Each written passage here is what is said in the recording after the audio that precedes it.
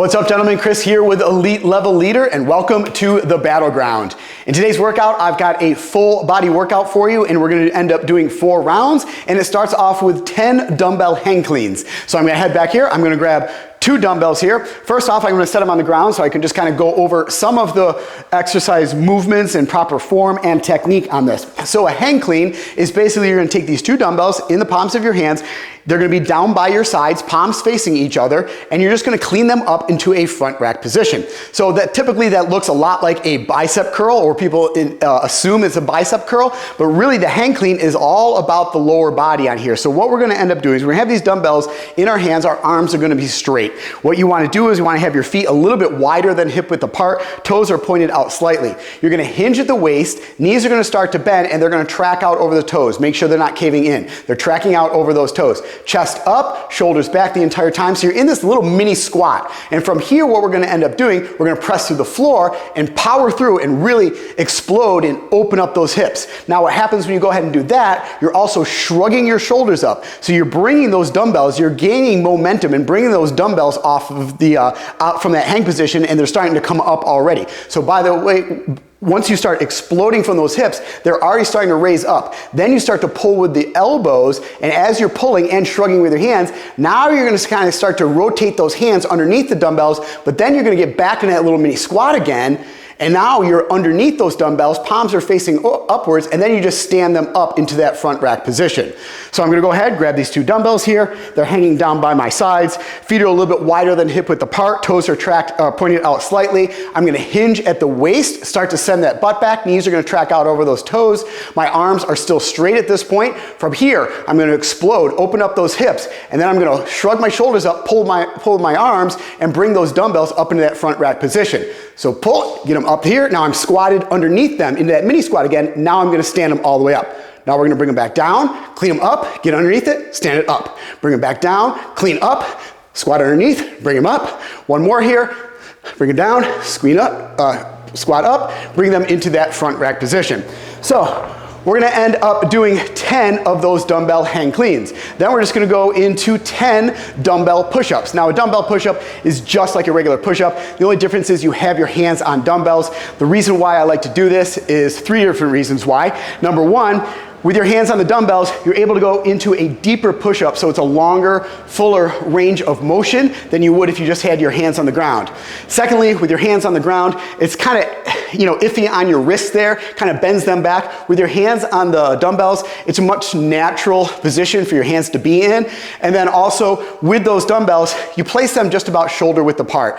That keeps you from flaring your elbows out. It keeps your elbows in close to your sides as you're going down. Your elbows and your biceps and your triceps should be scraping by your ribs when you're going ahead and going into these push-ups. So it really works the chest and also gives you a great tricep exercise. So we're going to end up doing 12 of these dumbbell push-ups. So first off, I'm going to go ahead, place these down on the ground about shoulder width apart. Now when you get into a plank position, you want to make sure that your shoulders, elbows, and wrists are all in the line here. So nice and straight up and down. We don't want to be over the top of the dumbbells, and we don't want to be back behind them. Then once you get into that plank position here, we want to make sure that our hips aren't sagging down or piking up. You're just in a nice plank position here. From here, you're going to bend at the elbows. Elbows are going to scrape down through those ribs, all the way down to full depth. Press all the way up to a full extension. All the way down, all the way up. So we're just going to end up doing 12 of these push-ups, really squeezing at the top on those as well. Then you're going to go ahead, after you've done the 12 dumbbell push-ups, we're going to go into 14 dumbbell front squats. So I'm going to use the same dumbbells that I have right here, but as always, we want to make sure that we are in a nice squat stance to begin with here. So feet are a little bit wider than hip width apart, toes are pointed out slightly. You're going to have your chest up, shoulders back, and you're going to have these dumbbells in a front rack position. So not necessarily facing each other, not really facing you forward, kind of at a 45-degree angle. So they're nice in this front rack position here. From here, we're going to start to bend the knees, hips, hinge at those hips, and start to sit back in that squat as you're coming down. Now you're going to have these dumbbells in your hands and they're going to want to pull you forward. So your weight should be back in your heels and you're sitting back in that squat. Knees are tracking out over those toes. Make sure they're not caving inwards. As you go down to that full squat, full depth, butt down below knee level, keeping that chest up, sitting back in that squat. Weight is all back in the heels there. Press through the floor to stand fully upright. Knees are going to start to come back. Hips are then opening up, full extension at the top, all the way down, all the way up. So I'm gonna go ahead and grab these dumbbells here, bring them up into that front rack position. Feet are about hip width apart, a little bit wider than hip width apart. Toes are pointed out slightly here, guys. I'm going to hinge at the hips, knees are gonna start to bend, knees are tracking out over those toes. I'm gonna go down to full depth, butt down below knee level, and then I'm gonna press through the floor. Hips are opening up, knees are coming back to full extension, all the way down, all the way up, all the way down, all the way up. I'll do one more, all the way down, all the way up. So we're just gonna end up doing 14 of those dumbbell front squats.